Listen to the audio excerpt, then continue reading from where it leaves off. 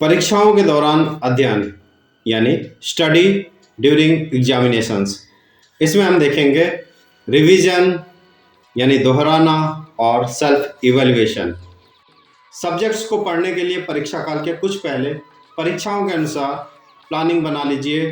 प्रत्येक सब्जेक्ट को पढ़ने की शुरुआत और अंत करने का समय डिसाइड कर लीजिए, डिटरमाइन कर लीजिए।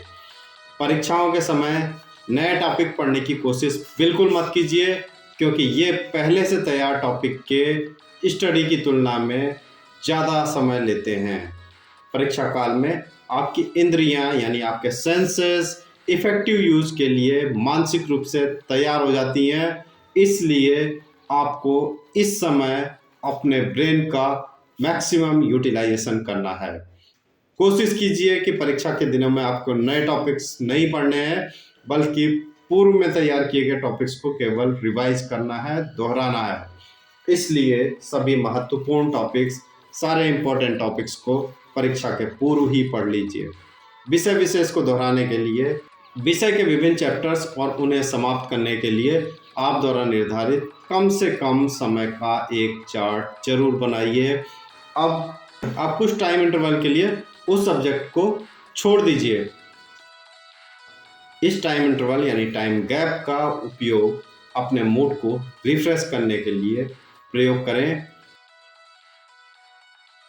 अपने द्वारा निर्धारित किए गए समय पर उस विषय के अध्ययन की शुरुआत कीजिए। टॉपिक को सारांश नोट्स के साथ रिवाइज करते जाइए, दोहराते जाइए। अब सारांश नोट्स को पुनः दोहराइए। अब अपने उस चैप्टर के अगले टॉपिक का अध्ययन कीजिए। किसी एक चैप्टर को अपने द्वारा निर्धारित कम से कम समय में ही समाप्त करने की कोशिश कीजिए। एक चैप्टर तैयार हो जाने के बाद आप बहुत छोटी अवधि का विश्राम यानी ब्रेक देने के बाद अगले चैप्टर का अध्ययन उपरोक्त अनुसार ही करें।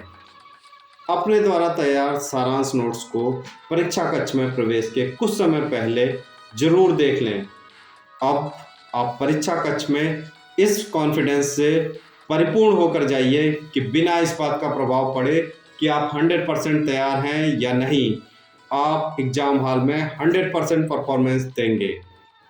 इस पुस्तक में दी गई तकनीकों का आप अपने दैनिक जीवन में अभ्यास और प्रयोग करने के बाद अपने पिछले प्रगति रिकॉर्ड यानी प्रोग्रेस कार्ड और प्रयोग के बाद के प्रोग्रेस कार्ड में बहुत अधिक अंतर पाएंगे, और ये अंतर हमेशा उन्नतशील और प्रगतिशील होगा।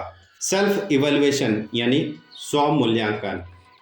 परीक्षा में प्रश्नों का उत्तर देते समय आपके मस्तिष्क में यह बात होनी चाहिए कि यदि आप परीक्षक होते तो प्रश्नोत्तर पर स्वयं को कितना कम से कम नंबर देते।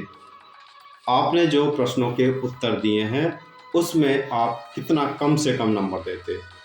आपकी ये सोच प्रश्नों का उत्तर परीक्षा में अधिक प्रभावी ढंग से देने के लिए आप में अवश्य सुधार करेगी। So best of luck for all your future examinations. Good bye, thank you very much, जय हिंद।